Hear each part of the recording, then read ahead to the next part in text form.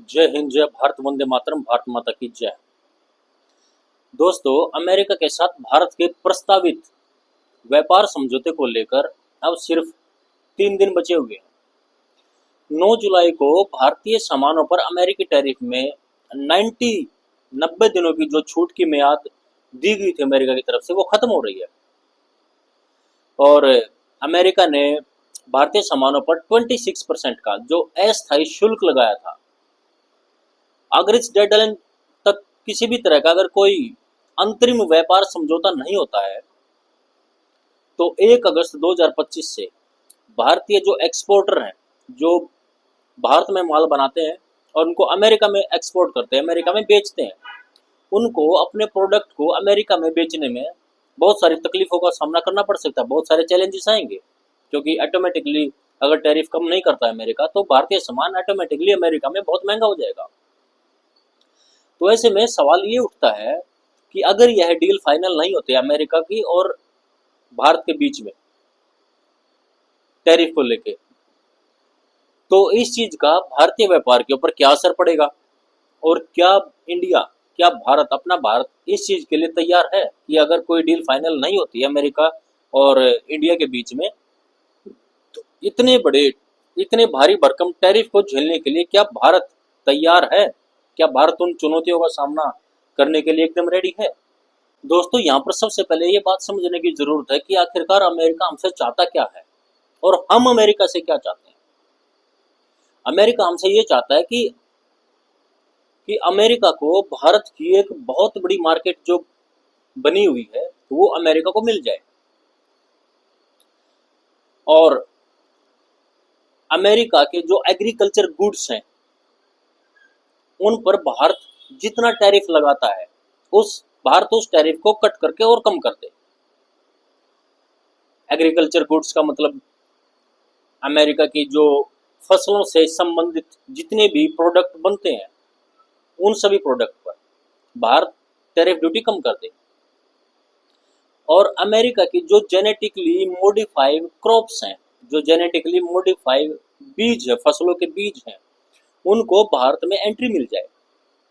America की एक मोनसेटो नाम की एक कंपनी है जो जेनेटिकली मॉडिफाइड बीज तैयार करके वर्ल्ड के अलग अलग कंट्रीज में बेचते हैं, जिनके बहुत सारे हानिकारक साइड इफेक्ट भी है।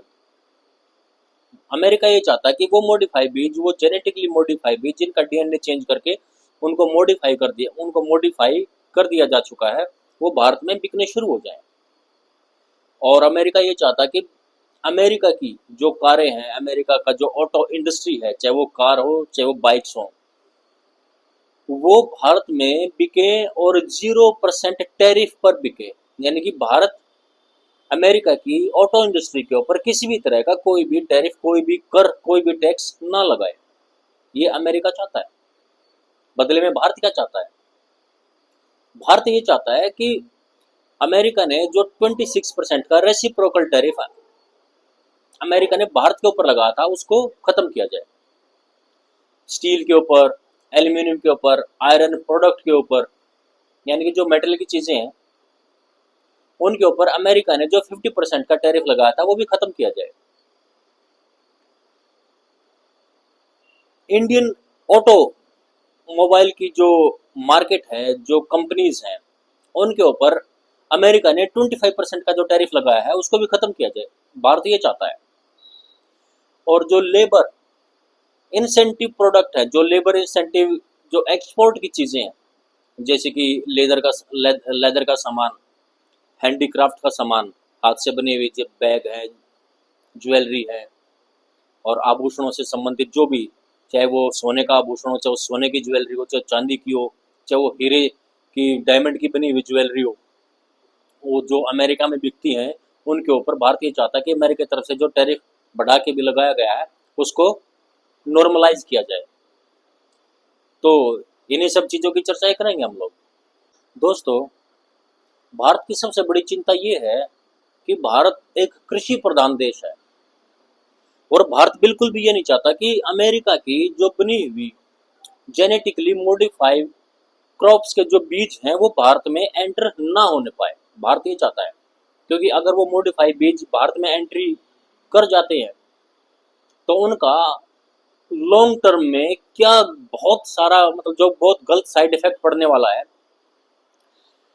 कि भारत के जो किसान अपनी एक एग्जांपल के तौर पर मैं आपको बताता हूँ कि भारत के किसान ने अगर धान यानी कि चावल या फिर गेहूं अगर उसकी फसल उगाई है, वो फसल पक के तैयार हुई, उस फसल को काट कर जब भूसा अलग किया जाता है और गेहूं अलग किया जाता है तो उस गेहूं में से अच्छा गेहूं भारतीय किसान छांट कर अलग कर लेता है ताकि उस अच्छे गेहूं को बीज के तौर पर अगले साल के लिए रिस्टोर किया जा सके और दोबारा से उससे फसल ली जा सके।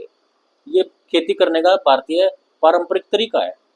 लेकिन अगर मॉडिफाई बीज अमेरिका की तरफ से यहाँ पर एंट्री कर जाता है भारत में तो धीरे धीरे ये मॉडिफाई बीज जो पारंपरिक बीज है अपना उसकी जगह ले लेगा, चाहे इसको जगह लेने में 10 साल लगे, 15 साल लगे या 20 साल लगे।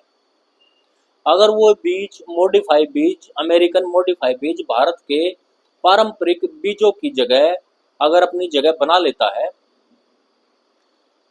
तो भारतीय किसानों को अमेरिका की उन कंपनियों के आगे उनके मनमाने तय किए हुए रेट्स के आगे झुकना पड़ेगा, चाहे वो रेट कितने ही ज्यादा क्यों ना बढ़ा ले। क्योंकि धीरे धीरे करके अमेरिका के जो मिड मॉडिफाई बीज हैं वो भारत के पारंपरिक बीजों को बिल्कुल खत्म कर देंगे। और अगर भारत के किसी भी किसान के पास अपना पारंपरिक बीज नहीं रहा तो वो मजबूर हो जाएगा अमेरिका की उन कंपनियों के आगे जो मॉडिफाई बीज बनाते हैं और मनमाने रेट पर बेचेंगे, ब्लैकमेलिंग करेंगे। आप इसकी भयानकता को समझ सकते हैं कि आगे चल के भारत को कि ये अमेरिकन कंपनी किस हद तक ब्लैकमेल कर सकती है। और अब बात की जाए डेयरी प्रोडक्ट की, एग्रीकल्चर प्रोडक्ट की जो अमेरिका के हैं। अमेरिका जो चाहता है कि agriculture product, dairy product Bharat में आकर सस्ती दरों पर बिके। एक तो अमेरिका बहुत ज़्यादा भारी भरकम सब्सिडी देता है अपने किसानों को, अपने उन डेयरी प्रोडक्ट को बनाने वाले बिजनेसमैन को, ताकि वो सस्ते हो जाएं और किसी भी कम से कम रेट में भी वो अपने प्रोडक्ट को दुनिया की किसी भी मार्केट में बेच देते हैं। लेकिन उसका असर क्या पड़ेगा भारत की मार्केट में कि अगर भारत ने उनके डेयरी प्रोडक्ट के ऊपर अपनी टैरिफ ड्यूटी को कम कर दिया तो भारत के जो किसान हैं, भारत के किसानों के जो प्रोडक्ट हैं, जिस दाम पर वो अभी बिक रहे हैं उससे और ज्यादा कम दामों पर वो बिकने शुरू हो जाएंगे। तो भारतीय किसान तो एकदम से मर जाएगा, जो कि ये भारतीय सरकार बिल्कुल भी ऐसा नहीं चाहती कि भारतीय किसान मरे। भारतीय किसानों को इस हद तक दबा दिया जाए कि अमेरिका के जो प्रोडक्ट हैं, डेयरी प्रोडक्ट या क्रॉप्स के जो प्रोडक्ट हैं, फसलों के जो प्रोडक्ट हैं वो भारत में आए। ये ऐसा भारत सरकार बिल्कुल भी नहीं चाहती और यहीं पर ही पेच फंसा हुआ है अमेरिका के और भारत के बीच में। बाकी के जो मामले हैं कर से रिलेटेड, चाहे वो ऑटोमोबाइल का चाहे और किसी चीज का, वो तो शायद हो सकता है सुलझा दिए जाए, बीच का रास्ता निकल आए। अब भारत अमेरिका को क्या समझाना चाह रहा है और समझाने की कोशिश भी कर रहा है कि भी देखो, आपका सामान जैसी भी कीमत पर भारत में बिक रहा है उसको वैसे का वैसे एज इट इज चलने दो। हम आपके सामान को खरीद तो पहले भी रहे थे, आज भी खरीद रहे हैं, और जिन दरों पर आप बेच रहे थे और जिन दरों को हमने सेट किया था टैक्स की दर, उनको एज इट इज ही रहने दो।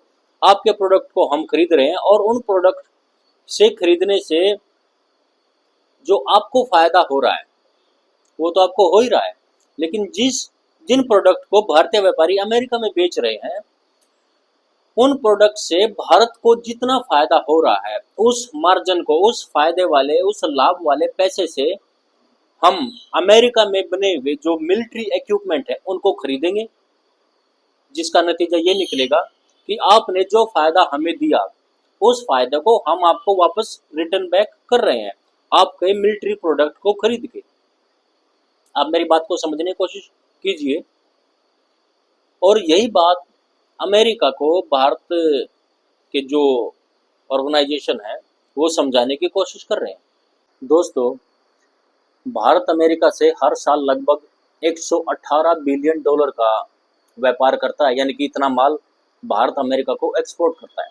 और 2030 तक भारत का टारगेट है 500 बिलियन डॉलर का माल अमेरिका को एक्सपोर्ट करना। और ये तो वैसे भी अगर ये समझौता नहीं हुआ भारत का और अमेरिका का, वो तो फिर भी 500 बिलियन डॉलर का जो 2023 तक का टारगेट है वो तो वैसे भी हम लोग अचीव कर लेंगे। हर साल 118 मिला के कितना हो जाएगा, 5 साल पड़े हैं, अभी 2025 है तो 2023 तक 5 साल। दोस्तों अगर भारत और अमेरिका के बीच व्यापार समझौता तय समय पर नहीं होता है तो भारतीय जो व्यापारी हैं, भारतीय जो उद्योग है, भारतीय बिजनेस है, उसको बहुत सारी मुश्किलों का सामना करना पड़ेगा। सबसे पहले भारतीय सामानों पर सिर्फ 26% या उससे ज्यादा का जो टैक्स है वो फिर से लागू हो जाएगा। इससे अमेरिका के बाजार में हमारा जो सामान है वो महंगा हो जाएगा। ये दूसरे देशों के मुकाबले कम बिकेगा अपना अपना माल, भारतीय माल अमेरिका में, क्योंकि अमेरिका में वर्ल्ड की अलग अलग अलग कंट्रियों से भी तो माल आता है, तो उनके मुकाबले कम बिकेगा, महंगे हो जाएंगे भारतीय प्रोडक्ट। और इसका सीधा असर कुछ खास सेक्टरों पर पड़ेगा। दोस्तों confederation of Indian industry CII के जो अध्यक्ष हैं राजीव मेमानी जी, उन्होंने ये चेतावनी दी है कि ऑटोमोबाइल और कपड़ा उद्योग टाइप के जो क्षेत्र हैं, खास तौर पर चुनौतियों का सामना उन्हें ही करना पड़ेगा। उन्हें बहुत सारे चैलेंजेस मिलेंगे, जैसे कि एग्जांपल आप लगा लो कि भी मैक्सिको जैसा देश, मैक्सिको जैसी जो कंट्री है जो अमेरिका में अपने जो प्रोडक्ट बेचती है, तो मैक्सिको की जो ऑटोमोबाइल इंडस्ट्री है उसके ऊपर अमेरिका लगभग 0% का टैरिफ लगाता है। इससे जो भारत के जो प्रोडक्ट हैं, जो भारत की जो ऑटोमोबाइल इंडस्ट्री है वो अमेरिका में कितनी ज़्यादा महंगी हो जाएगी। लोग महंगे सामान को क्यों खरीदेंगे? क्योंकि हर जनता की, हर दुनिया के तमाम देशों की, तमाम जितने भी लोग हैं, उनकी मेंटेलिटी एक ही होती है कि सामान मिले लेकिन सस्ती दरों पे मिले। आप खुद अपने आप से अंदाज़ा लगाओ, आप महंगा सामान क्यों खरीदोगे? अगर जैसा कि अमेरिका ये चाहता है कि अमेरिका की जो ऑटोमोबाइल इंडस्ट्री है उसके ऊपर भारत 0% टैरिफ लगाए और टेस्ला गाड़ी अगर भारत में आ जाती है तो आप टाटा की क्यों खरीदोगे? आप तो ये चाहोगे कि एक तो विदेशी गाड़ी है, ऊपर से टेस्ला है, नाम है, हालांकि नाम तो अपनी टाटा गाड़ी का भी कम नहीं है, लेकिन उसके ऊपर टेस्ला का नाम काफ़ी बड़ा हो जाता है। तो अगर आपको ये गाड़ी खरीदनी पड़े और आपको चॉइस दी जाए कि आप टाटा को खरीदोगे, महिंद्रा को खरीदोगे ईवी में, या फिर आप टेस्ला को खरीदोगे, तो अगर दोनों गाड़ियों का, टाटा महिंद्रा और टेस्ला का रेट अगर बराबर आ गया तो अब प्रेफरेंस आपकी ये रहेगी कि आप टेस्ला को ही खरीदोगे। इससे भारत की जो ऑटोमोबाइल इंडस्ट्री है वो एकदम से तबाह हो जाएगी और यही भारतीय गवर्नमेंट नहीं चाहती। इसीलिए भारतीय गवर्नमेंट ने भी अभी तक किसी भी तरह का कोई भी समझौता अमेरिका के साथ किया नहीं है, जबकि डेडलाइन बिल्कुल नजदीक आने वाली है। भारत यह डील तभी करेगा कि जब यह भारत के हित में हो और अमेरिका के भी हित में हो। अगर सिर्फ अमेरिका के हित में हुआ और भारत के हित में नहीं हुआ तो तब भी भारत किसी भी सूरत में अमेरिका के सामने डील साइन नहीं करेगा, झुकेगा बिल्कुल भी नहीं। तो यह दिखाता है कि भारत बिना किसी दबाव के अपनी शर्तों पर डील करना चाहता है। दोस्तों अब यह देखने वाली बात यह है और सोचने वाली बात यह है कि भारत जिस तरह का अपना रुख अपना रहा है अमेरिका के साथ, उससे ये दिखता है कि भारत अमेरिका से किसी भी तरह से, किसी भी प्रेशर में, किसी भी दबाव में नहीं है और किसी भी डील को किसी भी प्रेशर में आकर साइन करने के मूड में तो बिल्कुल भी नहीं है। सरकार ने भी भारतीय उद्योग जगत के जो प्रतिनिधि हैं उनके साथ व्यापक तरीके से मीटिंगें ली हैं, उनके साथ विचार विमर्श किया है ताकि भारत अपनी अमेरिका के सामने अपनी स्थिति को मजबूत तरीके से, ढंग से पेश कर सके। दोस्तों अमेरिका ने ऑटोमोबाइल सेक्टर पर सुरक्षा के नाम पर जो टैरिफ लगाए थे, इसके जवाब में भारत ने यह कदम उठाया कि भारत अमेरिका के कुछ खास प्रोडक्ट के ऊपर टैरिफ बढ़ाएगा। इससे अमेरिका से आने वाले सामान महंगे हो जाएंगे। यह एक तरह से वही कदम है कि भी जो तुम हमारे साथ करोगे हम भी तुम्हारे साथ वही करेंगे। इसके जवाब में भारत ने भी यह तय किया कि वह अमेरिका से आने वाले कुछ विशेष चुनिंदा, हर तरह के प्रोडक्ट नहीं, सिर्फ चुनिंदा प्रोडक्ट के ऊपर टैरिफ ड्यूटी बढ़ा देगा, टैक्स बढ़ा देगा। दोस्तों यहाँ भारत का कहना ये है कि अमेरिका ने किसी भी प्रकार का भारतीय प्रोडक्ट के ऊपर जो टैक्स लगाने से पहले भारत से अमेरिका ने किसी भी तरह की कोई सलाह मशवरा नहीं किया। भारत का कहना है कि अमेरिका को पहले भारत से सलाह मशवरा करना चाहिए था, पहले भारत को बताना चाहिए था और फिर उसके बाद कुछ होता। इसका मतलब है कि भारत अमेरिका के सामान के ऊपर टैक्स बढ़ाकर अपना विरोध जता रहा है, उसके सामने झुक नहीं रहा। ये जो घटनाक्रम है 9 जुलाई से पहले, भारत और अमेरिका इससे पहले एक मिनी समझौता कर सकते हैं, छोटा मोटा कोई समझौता। और यह डेडलाइन काफ़ी इंपॉर्टेंट हो जाती है दोस्तों कि अगर 9 जुलाई तक भारत और अमेरिका के बीच में व्यापार के जो कॉन्फ्लिक्ट हो चुके हैं, व्यापार के जो लड़ाई झगड़े चल रहे हैं, उनके बीच में अगर किसी भी तरह का कोई समझौता नहीं हो पाता है तो भारत को 26% तक की जवाबी जो कार्रवाई अमेरिका की तरफ से की जाएगी, शुल्क की, टैक्स की, उसका सामना कैसे करेगा। यह एक तरह का दबाव बनाने का तौर तरीका है अमेरिका की तरफ से, ताकि दोनों देशों अमेरिका और भारत इस डेडलाइन से पहले एक किसी समझौते के ऊपर पहुंच सके, किसी समझौते को दोनों की रजामंदी के साथ साइन किया जा सके। दोस्तों भारत का जो यह कदम है अमेरिका के सामान के ऊपर टैरिफ लगाने का, ज़्यादा शुल्क लगाने का, धमकियों के बावजूद भी यह अमेरिका को एक मजबूत मैसेज भेजता है, एक स्ट्रॉन्ग मैसेज भेजता है कि भारत अमेरिका के दबाव में नहीं है और अमेरिका की एक तरफा कार्रवाई के सामने बिल्कुल भी नहीं झुकेगा। भारत का यह कदम जो अमेरिका के खिलाफ लिया गया है, आप इससे कितना सहमत है? क्या ये भारत की तरफ से ये कदम सकारात्मक संदेश देता है? क्या ये हमारी स्थिति को मजबूत करता है? इसके बारे में आपके क्या विचार हैं? आप प्लीज़ कमेंट बॉक्स में ज़रूर लिखकर बताएं। और अगर आपको मेरी दी हुई जानकारी पसंद आई हो, अच्छी लगी हो, तो प्लीज़ मेरे चैनल को सब्सक्राइब कीजिए और लाइक कीजिए और शेयर कीजिए। थैंक यू दोस्तों। फिर से जय हिंद, जय भारत, वंदे मातरम, भारत माता की जय।